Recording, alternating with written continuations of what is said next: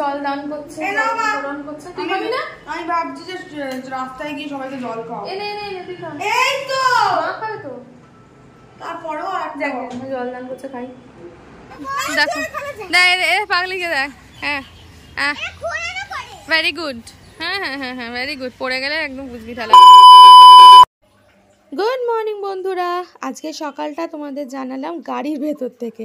তোমরা দেখেই নিশ্চয়ই বুঝতেই পারছো যে সকাল সকাল মায়ে যেয়ে বেরিয়ে পড়েছে। হ্যাঁ, তো যাচ্ছি হচ্ছে দিদুন বাড়িতে। আমার না, এই যে আমার মেয়ের দিদুন বাড়িতে। তো কয়েকদিন থেকেই বায়না জুড়েছে, ও তো সবসময় লেগেই থাকে বায়না যে দিদুন বাড়ি যাব, দিদুনের একদম ন্যাওটা যাকে বলে।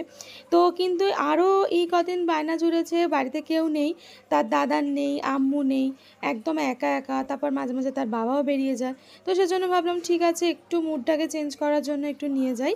তো আমি আর আমার মেয়ে বেরিয়ে পড়েছি দিদুন বাড়ির জন্য। আর এতটা রোদ উঠেছে কি বলবো, বাইরে মানে মারাত্মক রোদ। নালে আজকে আমাদের প্ল্যান ছিল যে আমরা আজকে লঞ্চে করে যাব, কেননা অনেকদিন লঞ্চে চড়া হয়নি।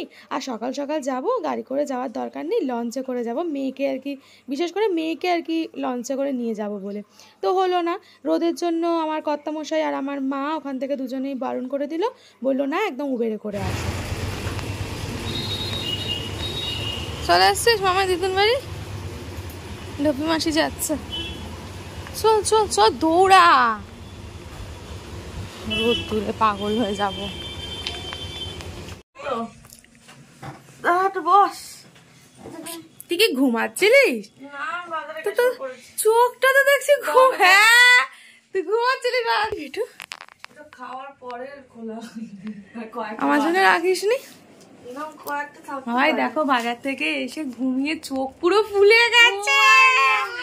ও বাবা, এসে আবার বসে পড়েছে সেইগুলো নিয়ে। ভগবান ভগবান, এসে দেখেছিস? হ্যাঁ বড় লাগছে ওকে। রাস্তা দিয়ে আস্তে আস্তে কত লোকে যে বলেছে, তাই যে তুমি মেয়েকে একটু সাবধানে এবার রেখো।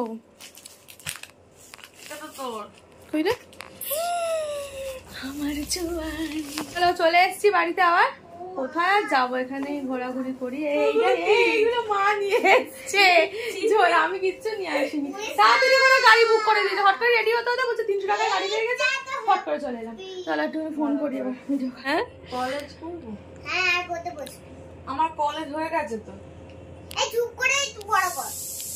আমার পড়াশোনা হয়ে গেছে। এই এক মিনিট, তোর দাবিটা কি আমাকে একটু বলবি? তোর দাবিটা? আমার পড়াশোনা হয়ে গেছে। মেলা কোথায়? দাদা প্রথমে বললি মেলায় যাবি, তারপরে এখন কোথায় যাই বললি? কি কিনে দিতে বললি বেটুকে? বল এবার কি রে, আগে বল কি কিনে দিতে বললি বেটুকে? তোমরা তো ব্লগ একটু মাকে বলো না, একটু শান্তি হতে ব্লগটা। আরে কি কিনে দিতে বললি বেটুকে আগে বল। আমার কানের সামনে এত কথা বলতে নেই। তোকে কে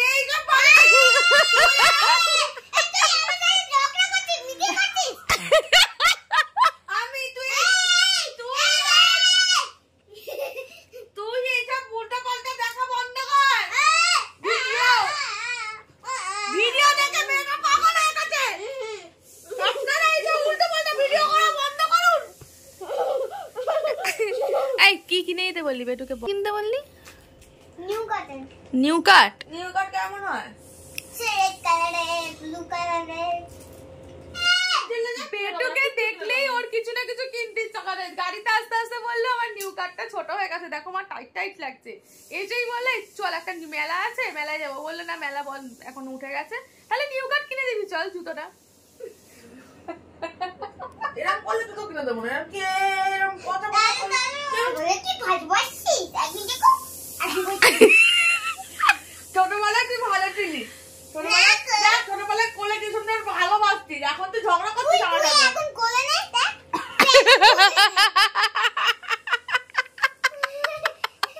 এখন তো দেরি হয়ে গেছে, কি করে কোলে দিবি? একা হয়ে গেছিস এখন। না এখন কোলে নেই, কোলে নেই।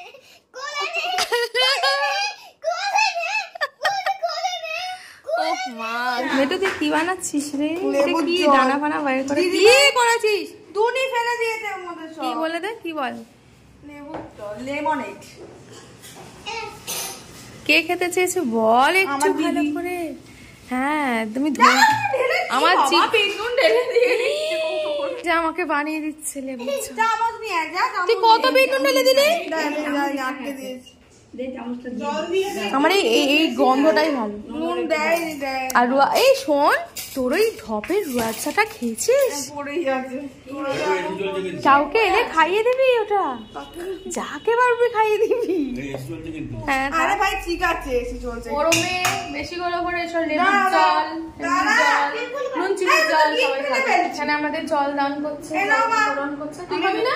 আমি ভাবছি যে রাস্তায় গিয়ে সবাইকে জল খাও। এনে এনে এনে তুই খা। এই তো মা খাবে তো, তারপরেও আর জল দান করছে, খাই।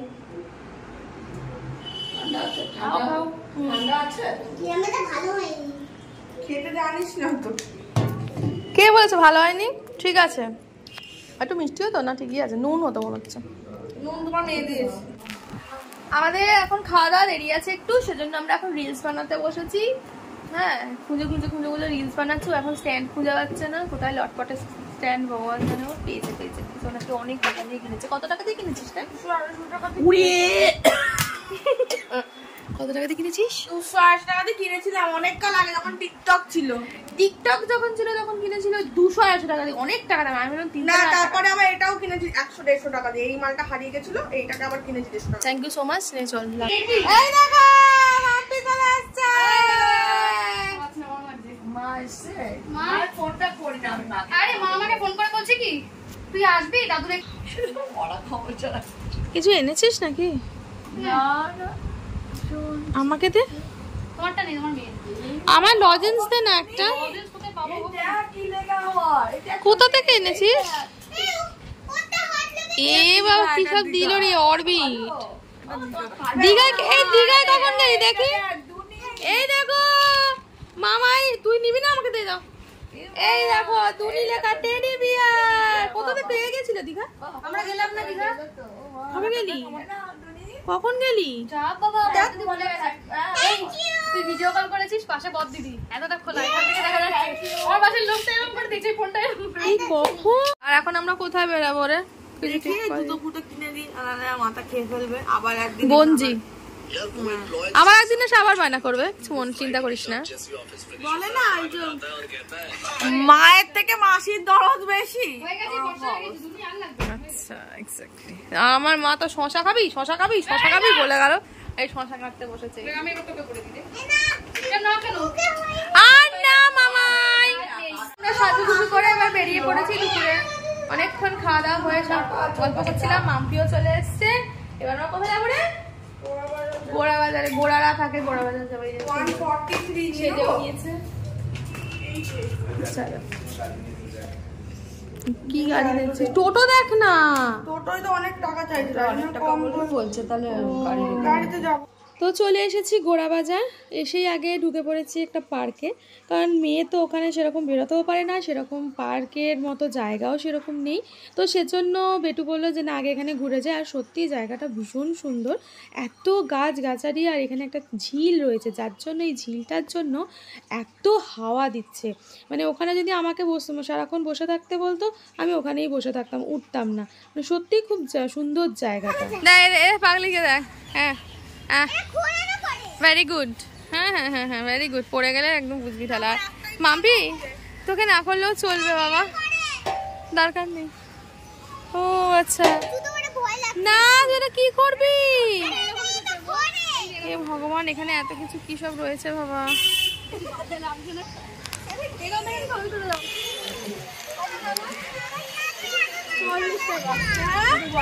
দুবার 40 টাকা কোনো মেলা না।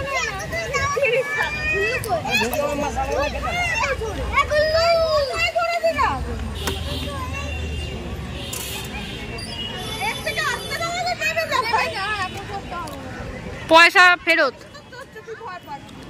রোল খাওয়ার কথা বলছি তো লজ্জাও করে না। এইটা পরে এসেছি, যার জন্য ভালো করে করতেও পারবো। এক্সারসাইজ করে তো রোল খাবো না, খাচ্ছি না, কিছু বলার নেই। এবার ধাক্কা খাবো আমরা। এই যে আমরা এখন গোড়া বাজার এসেছি কি কিনতে, এই যে মেয়ের জুতো, তাই তো। আমাদের ওখানে কাছাকাছি কোথাও নেই।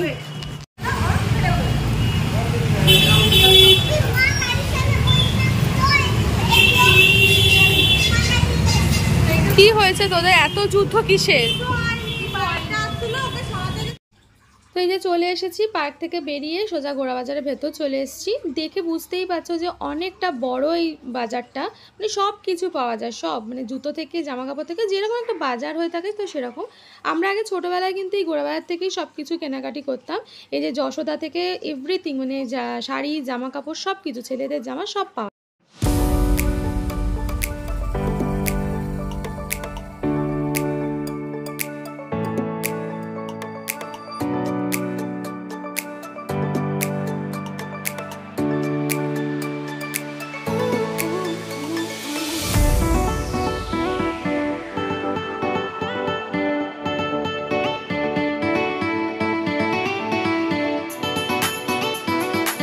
The next day. Good morning বন্ধুরা, দেখো আমি সকালে এখনো এখানেই রয়েছি, দেখে বুঝতেই পারছো বাড়ি যাইনি। কালকে চলেই যেতাম, মানে কেননা বাড়িতে কেউ নেই, চলে যাচ্ছিলাম। মেয়ে এত জেদ করলো, এত জেদ, মানে শুয়ে পড়ছে যাবে না, তো সেই জন্য থেকেও গেছি। আর তোমার দেখলে যে তোমরা গোড়া বাজার গেছিলাম জুতো কেনার জন্য, ঘুরতেও গেছি। তো জুতো ফুতো তো কেনা হয়নি, পছন্দ হয়নি, একটা স্কুল ব্যাগ বেতু কিনে দিয়েছে এসে। তো খুব বিরক্ত করছিল বলে মেয়ে তখন আর কিছু ব্লগ করা হয়নি, ভিডিও বানানো হয়নি। তারপরে এসে হঠাৎ আমার শরীর কিছু খাই গেছে, একটু ফুচকা খেয়েছিলাম, বলে আমার কিছু খাবো না। তো আমি তো রোজই ফুচকা খাই, তোমরা দেখেইছো। কোনোভাবে হয়তো মানে কোনো রকম শরীরে গন্ডগোল হয়ে গেছে গরমের জন্য। এসে আমার কি বলবো 4-5 বার ধরে বমি করেছি, যা দুপুরে খাবার খেয়েছি, যা যা কিছু, মানে প্রথমে জল উঠেছে, তারপর থেকে সব মানে খাবার বেরিয়েছে। শরীর এত খারাপ লাগছে, মনে হচ্ছে না সে মরে যাবো। এসি চলছে, মনে হচ্ছে সে কেমন হচ্ছে। তো শুয়ে পড়েছি, লাস্টে যাবো না তো বলেইছিলাম। তো তোমাদের দাদা বললো তোমাকে আসতে হবে না, মেয়ে বায়না করছে, থাক। আমি আর ঘরে সন্ধ্যে ফন্ধে দেওয়া নেই, তো ঠাকুর বাকুর আছে, ওর জন্যই আরও চলে যাচ্ছিলাম। তো ও দেখলাম দিয়ে দিয়েছে, তো ঠিক আছে আজকে বিকালে চলে যাব। তো তারপর থেকে আমি ক্যামেরা ফোন মানে তো ধরার তো কোনো বাইরে, এত শরীর খারাপ, শুয়ে পড়েছি। বাবা বলছে যে একদিন এলি, সেই শরীর খারাপ কি করবো, মানে এসে শুয়ে পড়েছি, এই হলো ব্যাপার। আর এই যে চলে এসেছে বাজারটা, যা দোকান করে প্রচুর ওই দোকানে গেছিল, খাটাখাটনি করে চলে এসেছে, এই হলো ব্যাপার। তো চলো আজ বাড়ি যাবো, ঝোল ভাত খেয়ে। তো বাড়ির জন্য বেরিয়েই পড়লাম, একটু বিকেল বেরিয়ে পড়েছি। আর আমার চোখ মুখে দুরবস্থা দেখো, বাড়িতে যখন আসি তখন একরকম সেজে গুজে, আর যখন আবার যাই তখন আর একরকম অবস্থা। আর এদিকে দেখো আমার মেয়ের ভীষণ রকমের মন খারাপ হয়েছে, মানে ও তো আসতেই চাইছিল না। তো আবার ওকে বোঝাচ্ছি যে মামাই দেখ এরকম সামার ভ্যাকেশন পড়ুক, তারপরে আবার থাকবো। তো সে তো বুঝছে না, রাগ করে বসে আছে। তো কী করবো, বাড়ি তো যেতেই হবে। তো চলো আজকের ভিডিওটা এখানেই শেষ করলাম। কেমন লাগলো অবশ্যই কমেন্ট করে জানিও, ভালো লাগলে লাইক করে দিও, শেয়ার করে দিও। আর যারা সাবস্ক্রাইব এখনও করোনি তারা কিন্তু অবশ্যই সাবস্ক্রাইব করে দিও। আজকের মতো টাটা।